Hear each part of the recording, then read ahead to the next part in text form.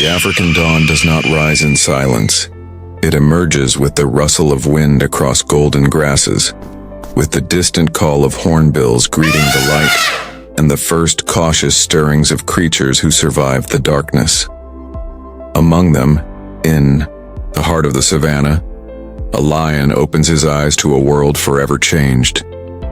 He is young, his mane only just beginning to grow, still streaked with the softness of youth. The warmth of his pride once wrapped him like a shield. The scent of his Ikai, mother, the reassuring grunts of siblings, the watchful eyes of dominant males, all once familiar, all now fading. Today he is no longer a son, no longer a brother. He is a stranger. Exile comes not with ceremony but with teeth. A shift has taken place. The dominant males of the pride, those who once tolerated him, have begun to sense the threat he will become. They are older, stronger, but aging. And he, with each passing day, edges closer to maturity, a future challenger, a risk. And so, in a blur of snarls and dust, it ends. A brutal encounter, swift, savage, and final. He does not fight back. He cannot. He is outmatched, outnumbered, and confused. The land that raised him now rejects him. The pride's edge, once his boundary of play, becomes the border of exile. He does not look back. The savannah yawns wide before him, indifferent to his fall. A sprawling expanse of wilderness, beautiful and merciless. This is not a journey of choice. It is nature's decree. The rogue path begins. Each step is foreign, each scent unfamiliar. The comforting order of pride life dissolves into silence. There is no one to follow now, no one to protect. The young male, once groomed and guarded, must become his own sentinel. The first hunger sets in quickly. He is not yet a skilled hunter. In pride life, he fed on the efforts of lionesses, coordinated hunters with years of experience. Now, alone, he chases nothing. His strength is untempered, his tactics unrefined. He survives on scraps, bone fragments left by hyenas, carcasses gnawed by vultures, and the occasional stroke of luck. Water is a gamble. Each path to a waterhole is a potential trap, dominated by resident males, hyena clans, or worse. At dusk, the land changes. Shadows stretch longer, predators stir, and fear becomes constant company. But the wild teaches. Every failed hunt, every close call, forges a new instinct. He learns to stalk not just prey but safety, to move when the wind moves, to watch vultures, to follow jackals, to track weakness. Slowly, painfully, he begins to transform, from dependent youth into a creature of caution, strength, and solitude. Time does not move in days here. It moves in scars. His body begins to bear the story of his journey, a gash from a leopard's warning, a swollen paw from a misstep into thorny terrain. Fleas cling to his mane, flies trace his wounds, and the sun scorches his back. Yet still, he walks. The nights are the hardest. Without the pride's warmth, the cold bites deeper. The sounds that once meant safety now echo with threat. The low growl of a distant male, the cackling of hyenas, the scream of a bush baby. In the dark, every sound is amplified, every shadow, a question. But not all darkness brings fear. Under starlit skies, he finds moments of stillness. Lying on a coppier, wind weaving through his fur, he listens to the lullaby of the plains, the tremble of reeds, the whisper of insects, the rhythmic pulse of a world too vast to control, too wild to tame. He is no longer who he was. The softness in his eyes begins to fade, replaced by something colder, more distant. He does not trust easily. He does not linger long in one place. He is not ready to challenge but no longer willing to run. A dangerous in-between, and yet he is not truly alone. Across the plains, other exiles walk similar paths. Young males, scattered from their prides, ghosting through the grasslands like shadows. They cross the same trails, drink from the same puddles, dream the same impossible dream, to one day return not as outcasts, but as kings. But dreams are dangerous things in the wild. To chase them is to risk everything. For every rogue male who claims a kingdom, many more fall before ever touching power. Their stories fade into the dust, forgotten beneath the paws of others. Still, something burns within him. It is not revenge, not even ambition. It is something more primal. The will to endure, the need to matter. Even as a shadow, he will not vanish. Even if unseen, he will shape the world around him. He learns to mimic silence. He studies the hyena, the leopard, the jackal. He scavenges with precision, stalks with patience. He rests in the heat of day and moves under the cloak of twilight. With each passing moon, he grows harder to detect, harder to defeat. From time to time, he sees them, his old pride. Far across the valley, basking in the sun, cubs tumbling through the grass, lionesses stretching in the dust. The males that exiled him still rule, their manes thick with dominance. He watches from afar, never approaching, never forgetting. And in the heat shimmer, he disappears again. His name is not known, his presence barely registered, but his impact, like wind carving stone, grows with time. He becomes myth to those who still dwell in safety, a whisper among the prides, a rogue male, silent, wandering, dangerous. The kind that strikes at night, that lingers on the edge of vision, that dies in legend. This is how the Shadow Kings are born, not with fanfare, but with exile, not with power, but with pain. And in this crucible of isolation, he is being forged, day by relentless day, into something formidable, into a lion who needs no pride to command respect, into a man. The rogue walks without a map. The path before him is not drawn in soil nor whispered in the winds. It is written moment by moment, carved by instinct, hunger, and the shifting scent of danger. In the vast wilderness, there are no straight lines, only circles, dead ends, and detours. And yet he moves forward, always forward. The long road to nowhere begins with the loss of home, but it does not end. It stretches endlessly through territories claimed by stronger males, through forests tangled in thorns, across plains scorched by sun and rivers swollen with flood. This is not a road for the weak. His paws harden against the cracked earth, bleeding into calluses that will one day carry him to challenge a throne or bury him beneath the dust. Every step is a toll, every mile a test. He eats when fortune allows, he rests when safety permits. Most days neither comes. The wild is quiet in ways that speak loudly. Not all threats come in roars. Silence itself is dangerous, a stillness before ambush, a hush in the grass before movement. The rogue learns to listen with every part of himself. Ears to the wind, eyes to the horizon, nose to the air. A wrong step means death. The land is not empty. It is crowded with rivals. Clans of hyenas patrol the night, their laughter cruel and sharp. Leopards stalk the riverbanks, ghosts with claws.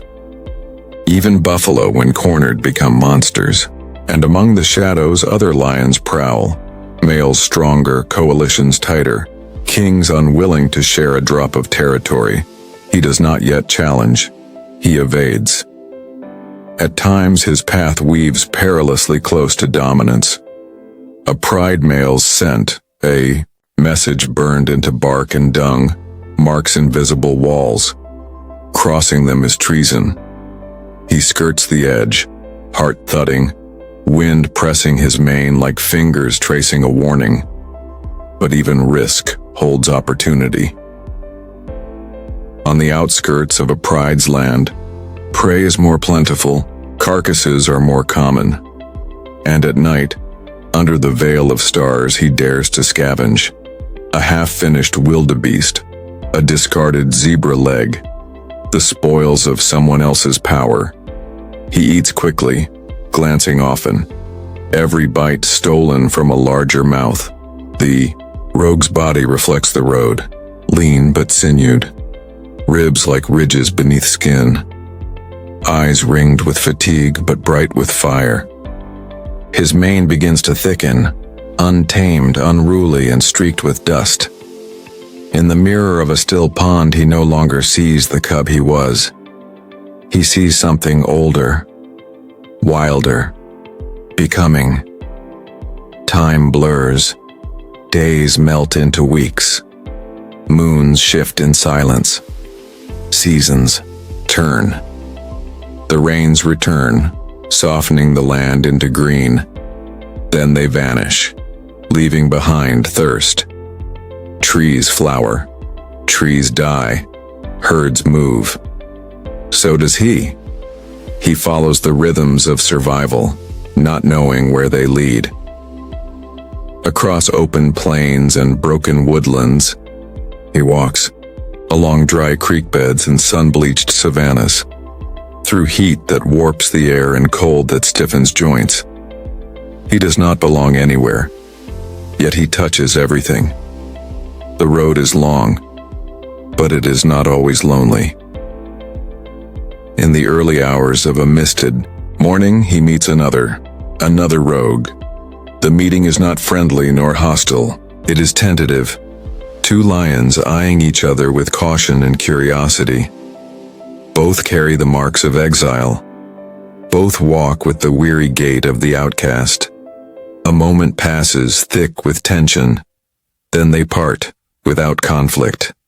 In the wild, even recognition is rare comfort, but the encounter stirs something dormant. The idea that perhaps one day he might not walk alone. For now he must. The land demands it. Solitude is his safest armor. Trust is a risk he cannot afford. Behind every bush may hide a challenger. In every shadow, a rival's ambition. The Abita path takes him through strange places. A marsh where elephants bathe in silence, their low rumbles echoing through the reeds. A canyon haunted by leopards where even birds seem wary. A plateau where the wind howls so fiercely it carries dust. Like blades, he becomes part of these places. Not a ruler, but a traveler, a watcher, a survivor, and with each passing trial he grows sharper. His hunts are still clumsy but no longer hopeless. He learns the patterns of prey, the twitch of a tail before flight, the stiffness of ears when alert. He no longer charges blindly. He waits, stalks, chooses his moments. Small kills mark his evolution. A hare caught by chance, a warthog taken by surprise, a young impala dragged down in desperation. Each kill is earned, each one builds strength, but the hunger never fades. In the rogue's world, satisfaction is temporary. Hunger always returns. There are days when his body fails him, heat saps his strength. An infected wound slows his stride. A swollen river bars his way. He lies beneath the thorn trees panting, watching vultures circle, waiting to see if he will rise again. But the will to move is stronger than pain. The road does not pity. It offers only two choices: rise or be forgotten. He rises. He moves. End you. This he is already a king, not by crown but by defiance. And as the seasons change, so too does the rogue's spirit. He no longer walks only to survive. He begins to walk with purpose. Somewhere beyond the horizon lies a future, a pride to challenge, a land to claim.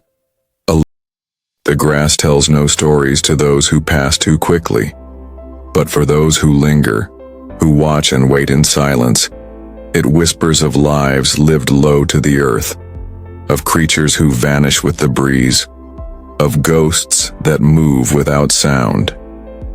He has become one of them. The rogue male, now hardened by weeks, perhaps months on the fringes of survival, no longer leaves a trail that lingers. His fur carries the dust of 10 territories, his breath measured, his presence muted. He has learned the art of disappearance, and in this vanishing he thrives. The tall grasses are his cloak. They wave above him like slow flames, concealing the amber glint of his eyes, the twitch of a tail, the gentle lift of a paw. He is no longer the clumsy youth that left the pride in a blur of roars and blood.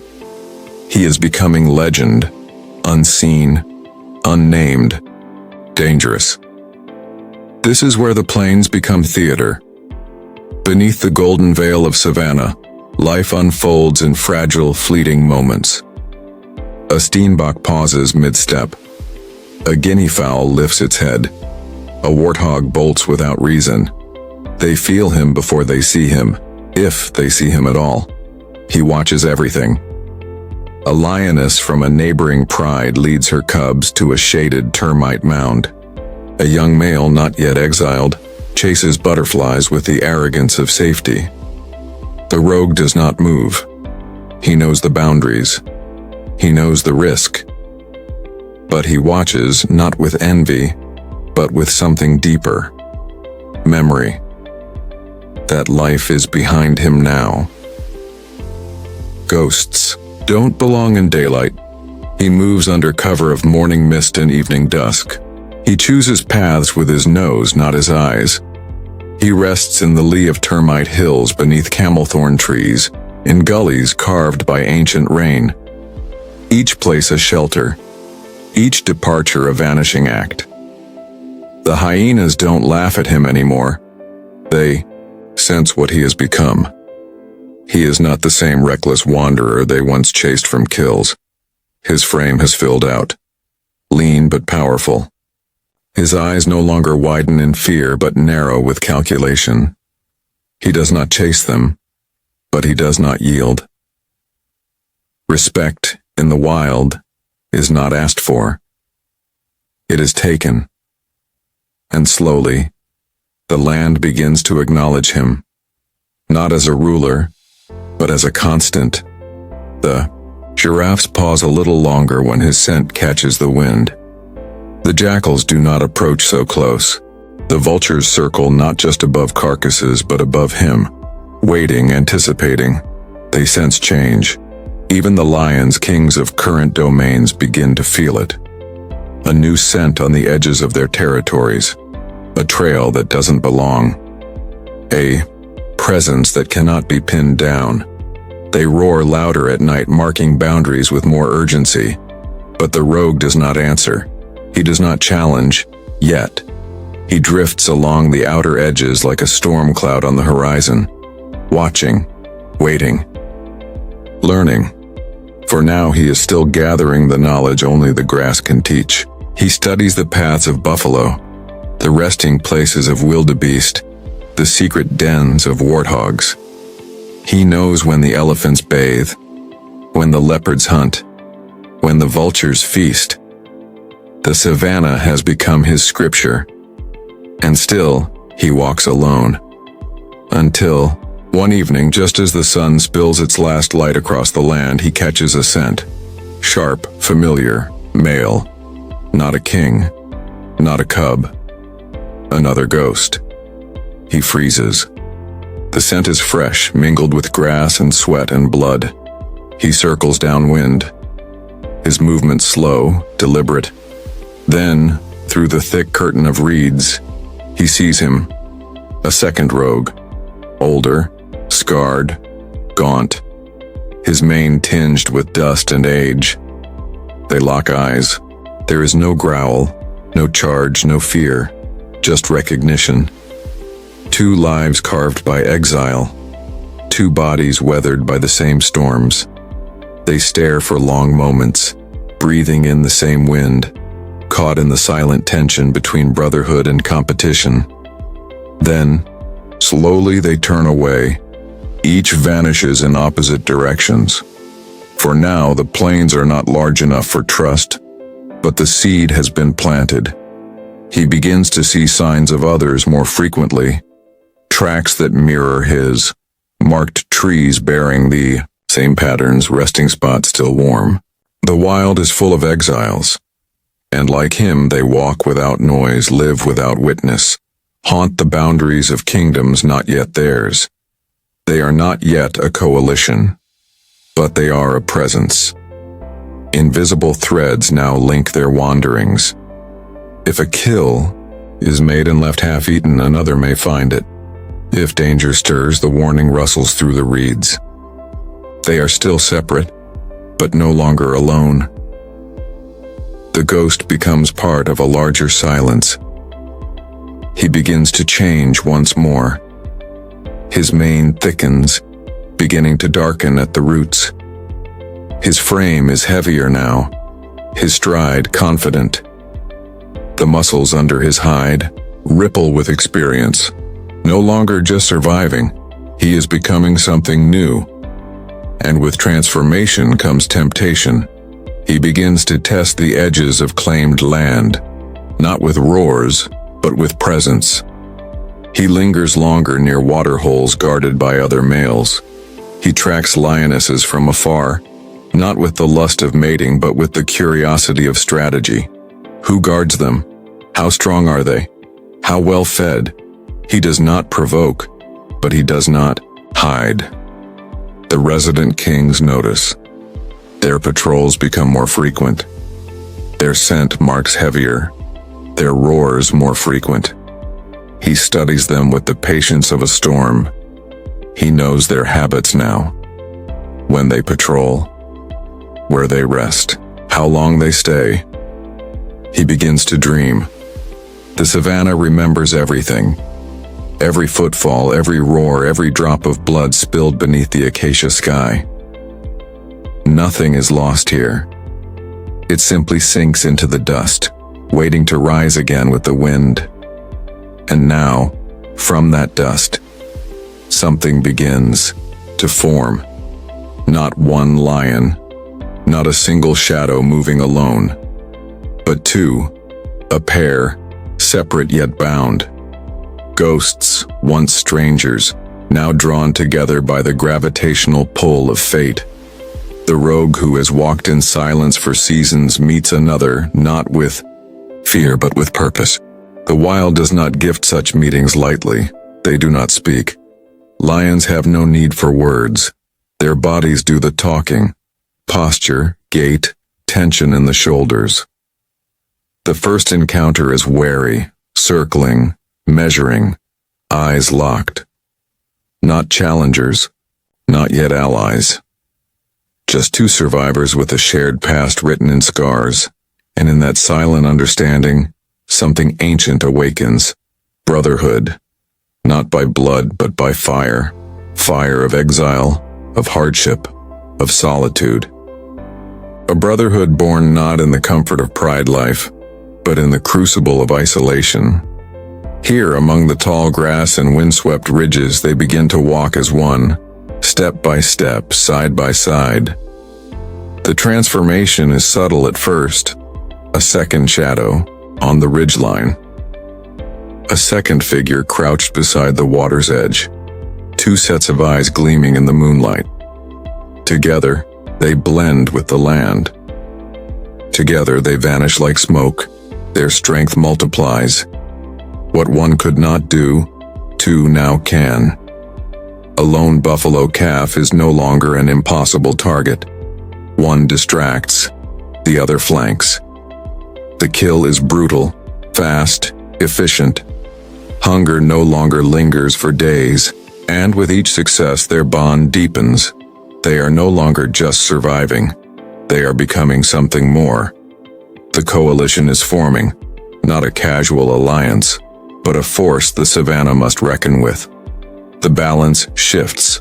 Scavengers give them wider space. Hyenas grow cautious.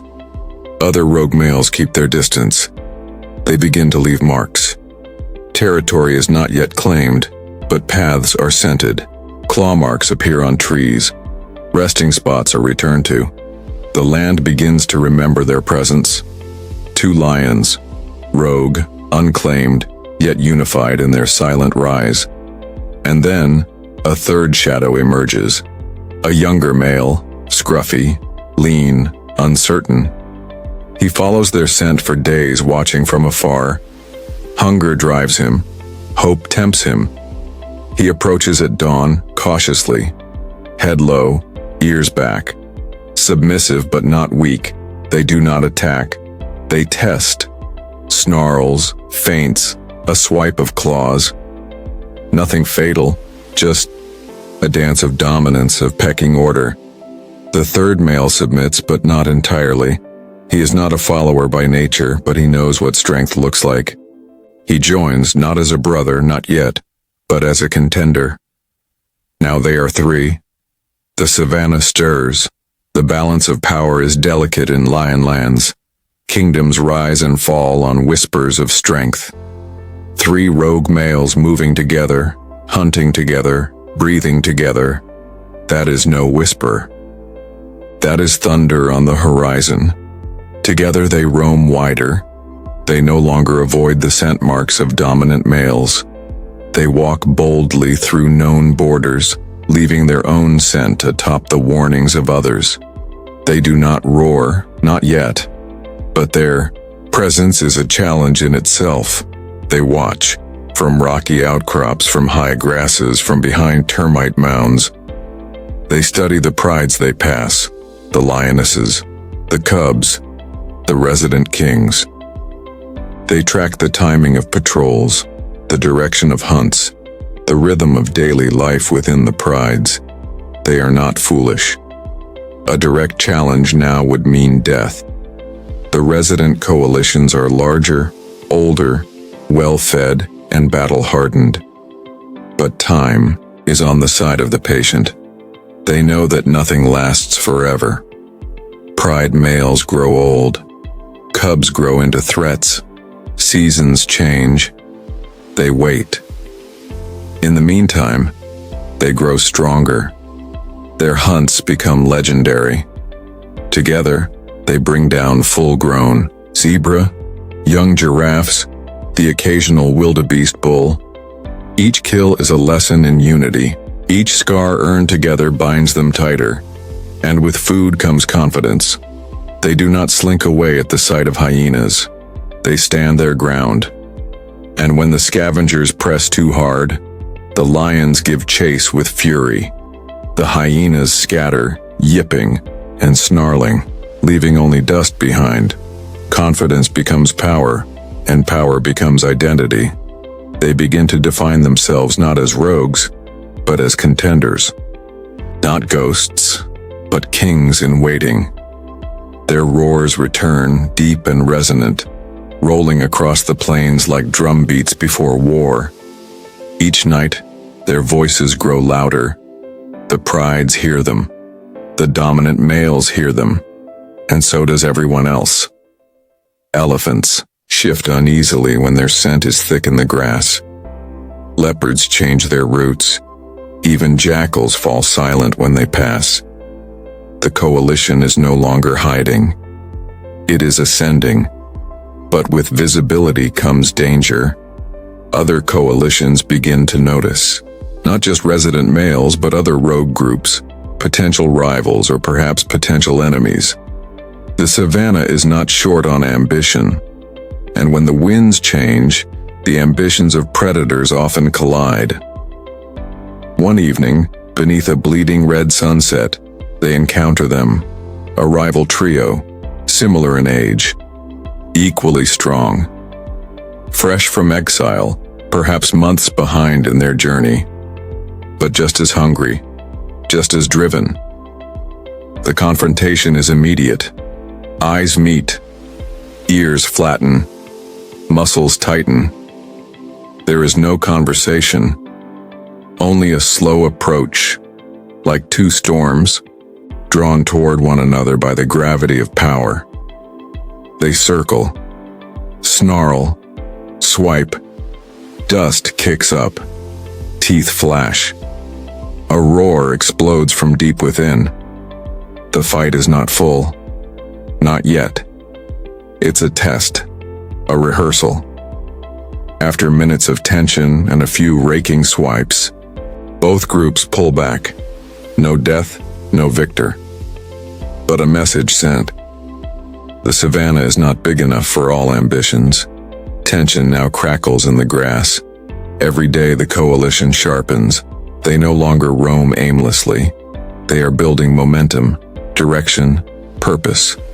The days of exile, it's invisible. An idea, a longing, a silent hunger buried in the soul of every rogue male. But in time, it begins to rise. It climbs into the mane, settles in the chest, travels down through claw and fang. And when it does, the Savannah knows. The three rogue males have become more than shadows now. Their scent is no longer carried by accident. It is painted deliberately, on tree trunks, on low branches, on the edges of watering holes. They walk with a new rhythm, each paw step a declaration. This is not mere survival, this is strategy. They no longer circle the outskirts of claimed territories like ghosts. They move through them, boldly, slowly, lingering longer. Their manes are fuller, thicker, each a banner of strength rippling in the wind. Scars now line their flanks like war medals. Their eyes burn not with fear, but with calculation. They have grown into the scent of power. And now, they seek to test it. The pride they've tracked for weeks moves through the southern grasslands, led by two seasoned males, strong, dominant, still in their prime. Their scent lines are thick, layered, overlapping like ancient hieroglyphs in the dirt. Every night their roars split the silence, but the coalition does not turn away. They observe. They learn the lay of the land, the soft corridors where lionesses sneak to drink, the shaded dens where cubs sleep, the trees where vultures perch waiting for the next kill. They memorize the rhythm of the pride, where they hunt, when they move, who trails behind. Time becomes their weapon.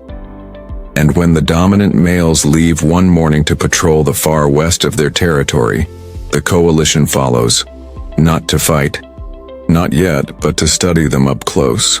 The difference is stark. The pride males are heavier, slower, their movements confident, almost lazy. They patrol with the arrogance of tenure, leaving deep scent trails behind, roaring not to warn, but to remind. But arrogance can dull the senses, and as the rogues track them from a distance, they see the cracks. The older of the two lags behind, a slight limp, a hesitance when crossing thick brush. The younger one does most of the marking, most of the roaring. He is strong but spread thin. It is not yet time, but the plan is forming. The rogues retreat before they're seen, disappearing, into a dry riverbed. That night they say nothing. No roars, no movement. Just breathing. Three chests rising and falling beneath the star-soaked sky. Waiting. 2 nights later they test the boundaries again, this time at a waterhole where lionesses drink with their cubs.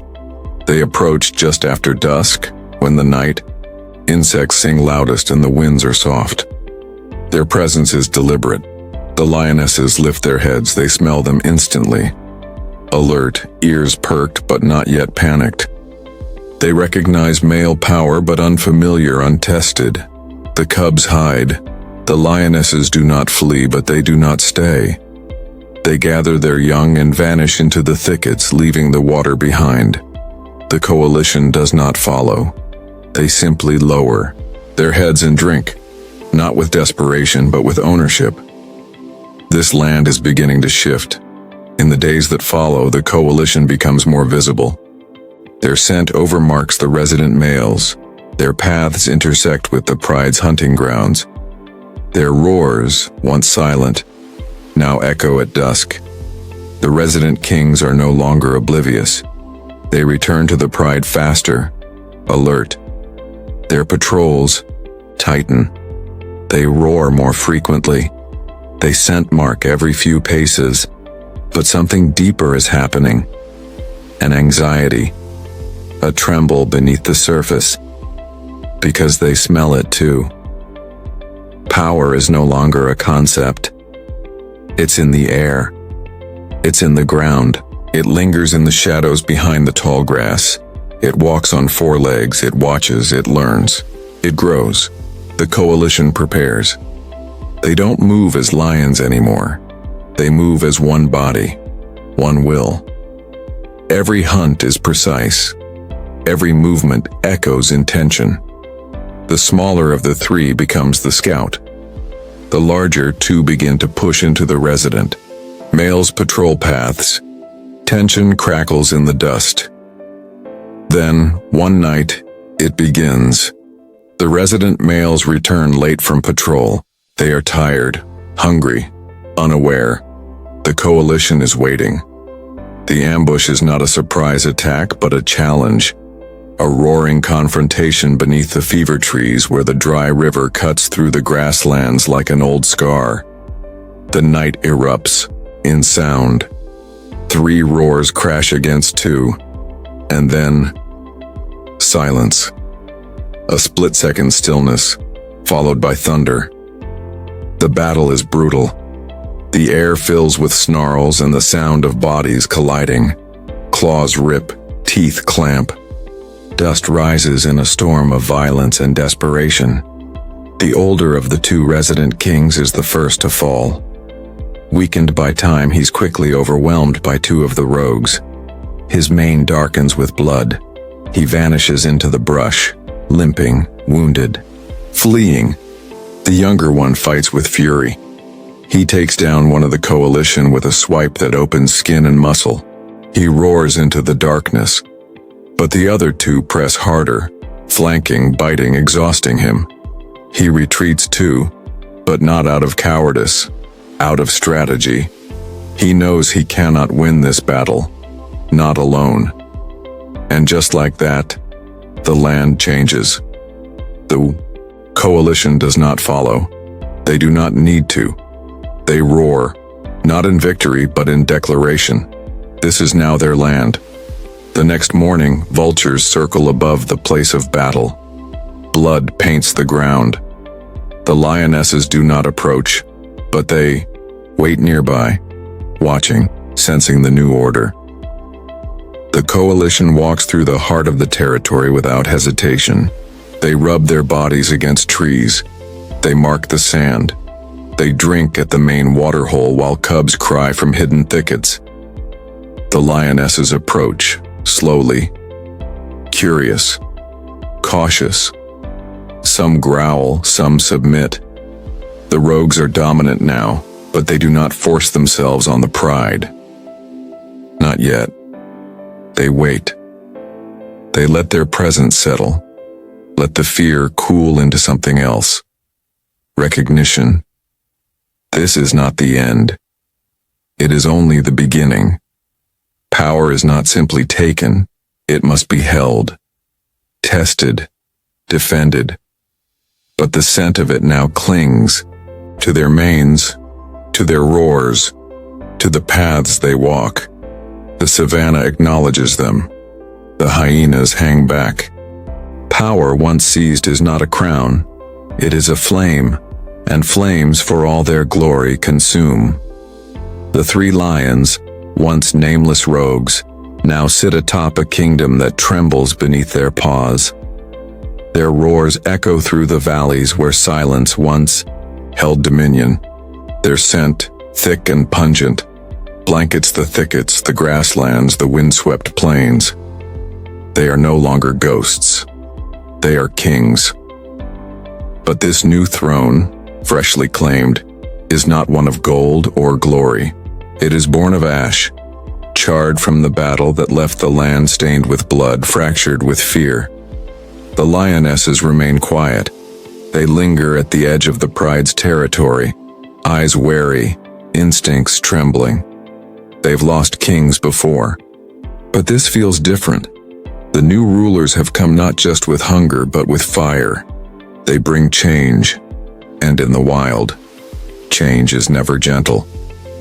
The cubs hide, too small to understand but old enough to feel the shift.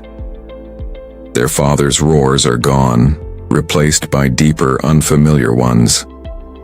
They do not approach the new males. They vanish into underbrush, ducking behind mothers who tense at every sound. The coalition knows the truth. To secure their kingdom, they must erase the past, and the past lives in the cubs. It is a ritual older than memory, cruel and calculated, infanticide. The old bloodline must be purged so that the lionesses come into estrus again, so that the future carries the mark of the new rulers. But this act is not taken lightly. There is no joy in it, only necessity.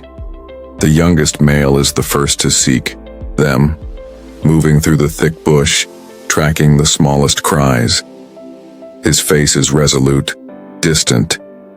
He has seen enough of death to no longer flinch from it. But as he finds the den, as a mother lioness snarls and bares her teeth, something flickers in his gaze. A pause, not of weakness, but of recognition. He sees not just a cub, but the echo of who he once was. Vulnerable, forgotten, hiding from giants who ruled the world. But the pride cannot grow if the past remains. The mother lashes out, claws flashing. The young rogue answers, not with full force, but enough to push her back. Enough to take what must be taken. The cub's cry pierces the silence. Then nothing. By dusk, two more have fallen. The lionesses mourn quietly. They do not wail. They do not challenge. Grief is swallowed, buried beneath survival. They know that resistance means exile, death, separation from the pride. And so, they endure. Because that is what lionesses have always done. The coalition now rules completely. They eat first at every kill. They sleep where they choose. They mark boundaries with roaring defiance. Hyenas keep their distance. Other males vanish at the faintest scent. The land adjusts to the new law, but the fire of conquest leaves behind more than smoke. Each male bears wounds, some visible, some hidden. The middle lion, once the quietest, now limps slightly from a torn ligament. The leader, scarred above the eye, sleeps with one ear twitching at every sound. The burdens of power are heavier than exile. For now, the pride follows. The lionesses begin to accept. They initiate hunts, drawing the males to fresh kills. They groom near them. Some begin to enter estrus again. The coalition responds, mating rituals igniting beneath baobab trees and across sunlit savannas. A new generation begins. But peace in the wild is only the breath between storms. To the east, beyond the river's bend, other males move. They've heard the roars, smelled the blood. They are young, strong, restless. A pair of brothers recently exiled, now watching this new pride with keen eyes. Their presence is still a whisper in the grass, but whispers in time become thunder. The coalition senses it. They begin to patrol more frequently. They sleep in shifts. Roars are exchanged across the night, one challenge answered by another, a low warning that danger walks closer with each rising moon. Tension coils again like a snake beneath the surface, and within the coalition itself, cracks begin to form. The youngest lion, scarred by the act of infanticide, becomes distant. He hunts alone. He returns late to the pride. The others notice. The leader watches him longer, slower. Their unity, once absolute, is now tested by power's corrosive nature. Because when the throne is made of ash, no step is steady. One evening, as the sun dies in fire beyond the horizon, the younger lion finds himself face to face with one of the lionesses. She stands firm, not as prey, not as subordinate, but as something equal. She growls, not in anger but in reminder. They are not the only ones who lost. She too had cubs, and yet she remains. He lowers his head, not in submission but in something softer, something closer to remorse. In the wild, such emotions are rare and dangerous, but necessary, because not all power is seized by force. Some is earned through restraint, through understanding, through remembering the dust from which he rose. He returns to the coalition that night, not with blood but with clarity. The pride still accepts him, but the scent of rivals is stronger now. The breeze carries new challenges. The lions from the east are closer, hungrier. Their tracks are fresh near the watering holes, their roars louder, their eyes burning with the same fire the coalition once carried. The cycle turns. What was once a throne of dust becomes a crown of fire. And fire must be fed or it fades. The coalition rises as one at dawn, their bodies casting long shadows over the plains. They move together again, not as conquerors but as defenders. The air is thick with the heat of dry season. The earth cracks beneath their steps. The vultures circle in wider spirals. The final battles are coming, and in the heart of every lion, one truth echoes: power is not kept by those who take it. It is kept by those who can hold it when the fire threatens to consume. And the thrones they sit upon are made not of stone, but of ash. The wind carries stories. It lifts the scent of blood and scatters it across the plains. It whispers through dry acacia trees, rustles the tall grass, stirs the dust along well-worn game trails. And now, it carries the scent of strangers, young, bold, and burning with intent. The lion brothers from the east have come. They do not sneak like rogues. They stride, full manes whipping in the breeze, muscles rippling beneath golden hides. Their eyes shine with untested fire. They are not shaped by defeat, not yet. They are still creatures of promise. But promise is dangerous when wrapped in ambition. They trace the edges of the coalition's territory with fearless precision. They leave deep claw marks in tree bark. They roar, not as challengers, but as heirs demanding their due. The pride hears them. So do the coalition kings. What once was a kingdom on the rise is now a kingdom under siege. The scent lines have become battlegrounds. Night roars are answered. Daylight patrols turn tense. The lionesses grow restless. The cubs are kept closer. The youngest of the coalition begins to trail behind the others more frequently, his eyes lingering too long toward the east. Old wounds, still healing, begin to ache again, because he knows what it is to be that hungry, that daring, He sees himself in the boldness of the approaching brothers, and he remembers the fire that brought him to power. But memory offers no shelter when the winds change. One afternoon, as heat rises in shimmering waves from the earth, the coalition splits. The lead male and the middle brother circle west to reinforce boundary markers. The youngest moves east, alone. He does not tell the others. He says nothing, but something in him needs to see them. To look into the eyes of his reflection, it doesn't take long. The encounter happens in a dry riverbed, shallow and cracked, dotted with stones and the bones of a wildebeest long picked clean.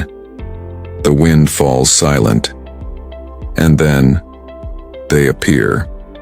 Two males, barely out of adolescence yet already taller than most.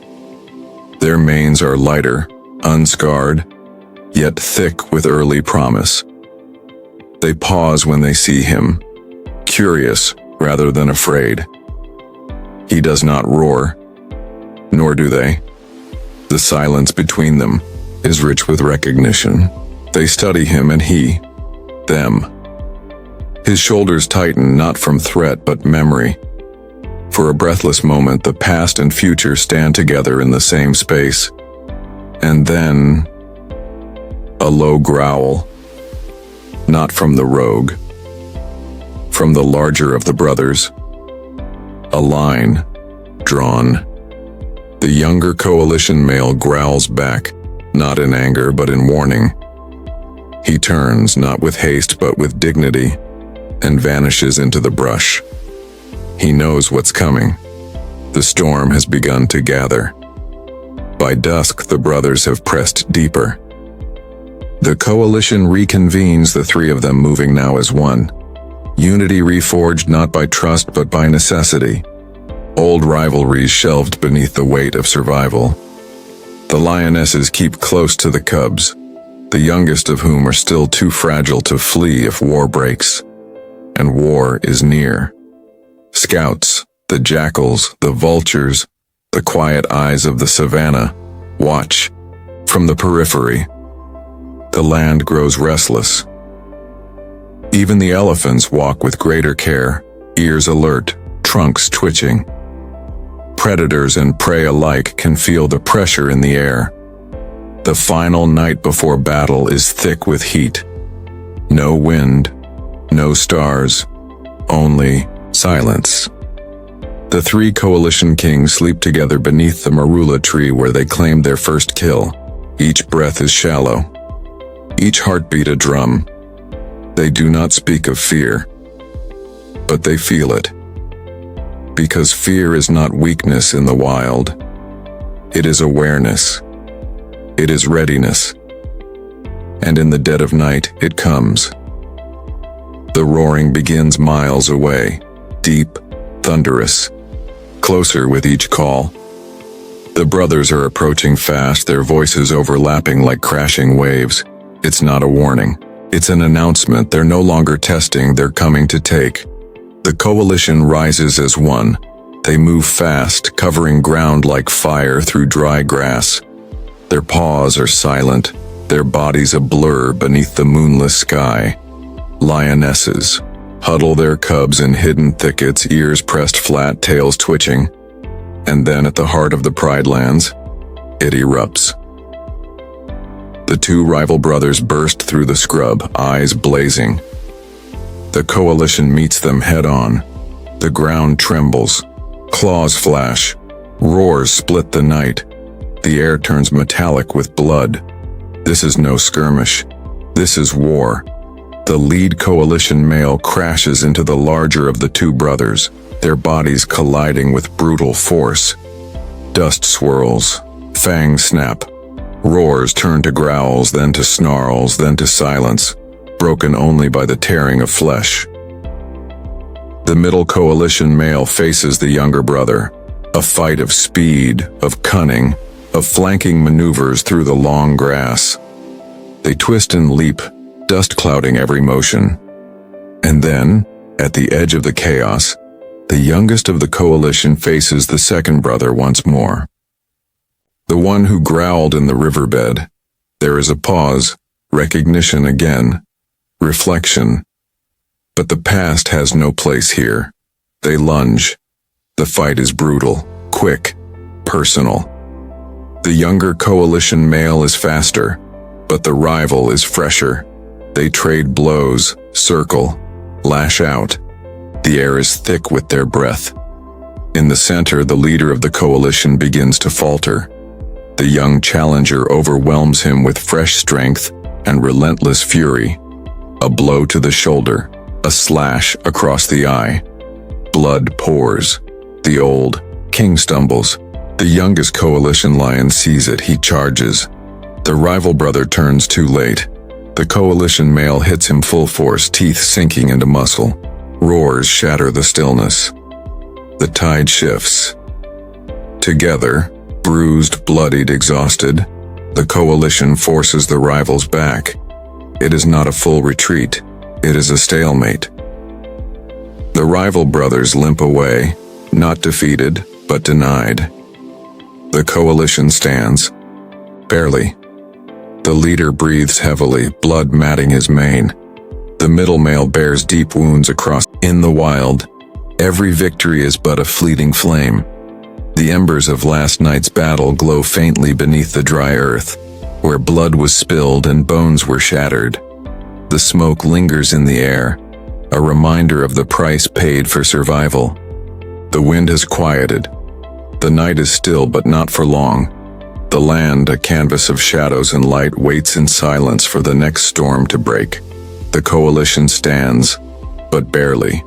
The leader's once mighty form is now diminished. His roar, though fierce, is softer than it was. His steps, though powerful, are more measured. The marks of battle are carved deeply into his flesh, scars that no grooming will ever smooth away. His eyes, once sharp with unshakable dominance, now carry the weight of the cost of ruling. He watches the horizon, aware that the storm is never far. The middle male, scarred from flank to shoulder, is slower, but no less dangerous. His strength is not in raw power anymore, but in endurance. The battle, though won, has left him with the knowledge that the fire he carries within is not enough to extinguish the fire of youth. The rival brothers have tasted blood, and they will return. The youngest male, the one who once stood as an outsider, now carries the burden of leadership. His claws are sharp, his body lean, but his heart is heavy. The roar he unleashed that night has echoed far beyond the battle, ringing through the land like a promise of protection, of power, of blood. Yet, even as he stands as a guardian of his pride, something stirs deep within him, a quiet longing, a question that cannot be ignored. He watches the river at dawn, its water flowing endlessly, and wonders if there is something beyond this kingdom of blood and bone. Is there a life outside the bounds of war? Can a rogue ever truly be free, or does power always demand a price? The lionesses have returned to their routines. The pride is intact, the cubs growing strong, yet the air is heavy with an unspoken truth. The balance between power and peace is delicate. The youngest male feels it most keenly. His nights are spent in quiet thought, away from the others, where the vast expanse of the savannah presses upon him, vast and endless. And beneath the weight of the stars, he finds himself pondering the legacy of the kings, of the fallen, the risen, and the forgotten. But there are no answers in the silence. The rival brothers, though beaten, are not broken. They vanish into the thick brush, moving deeper into the savannah to regroup, to heal. The young males of the land watch them. Their eyes gleam with anticipation. And somewhere in the distance, lions on the hunt feel the shifting currents of power that have moved across the landscape like an unspoken storm. For now, the coalition holds.